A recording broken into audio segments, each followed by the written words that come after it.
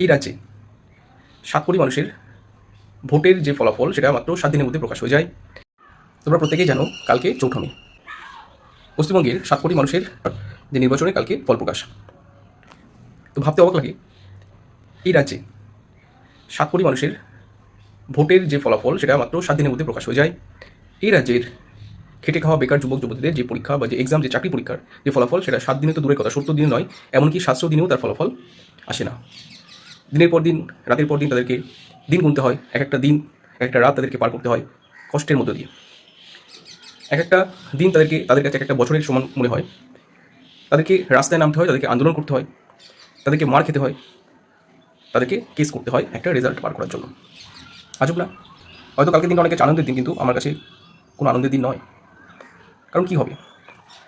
সরকার আসবে, সরকার গঠন হবে, আবার রুলিং পার্টি আসবে, শাসক দল তাদের জমজমাট অনুষ্ঠান আয়োজন শুরু করে দেবে, আবার সেই চাকরি চুরি, দুর্নীতি, খাওয়া খাওয়ার ব্যাপারটা থাকবে।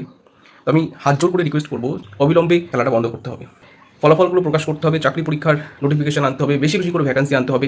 এই নয় যে 10 লক্ষ ছেলে পরীক্ষা দিচ্ছে 400টা সিট। এগুলো অন্যায়, ইনজাস্টিস, এগুলো অন্যায়।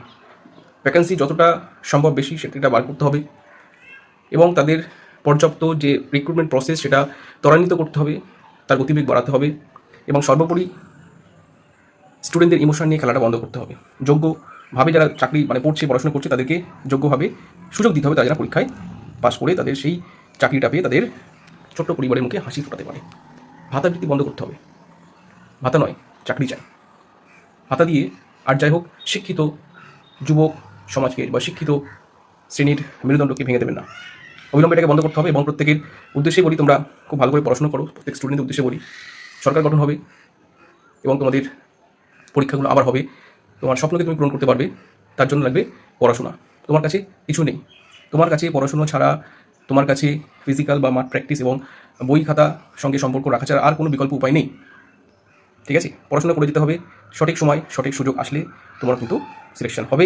আমরা আশাবাদী যে সরকারি আসুক, তাদের কাছে একটাই বার্তা পৌঁছে দিতে চাই, স্বচ্ছ রিক্রুটমেন্ট হোক, যতটা ভ্যাকান্সি থাকে ততটাই বার করতে হবে। এই নয় যে সর্বনিম্ন একটা ভ্যাকান্সি একটা টোপ দিয়ে, ললিপপ দিয়ে, ঠিক আছে, ইঁদুর দৌড় বা ইঁদুর প্রতিযোগিতায় স্টুডেন্টদের নামাবেন না। আমরা দেখেছি 0.5, 0.25, 0.005-এর জন্য অনেক স্টুডেন্ট কেটে যায়, তারাও কিন্তু যোগ্য। সিট কম, সিট নেই, বোঝা গেল? সিট 400 সিট, 600 সিট, 1000 সিট, লড়ছে 10 লক্ষ ছেলে।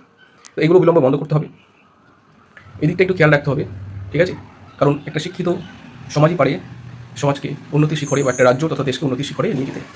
প্রত্যেকে বিষয়টা খেয়াল রাখবে, খুব ভালো করে পড়াশোনা করো।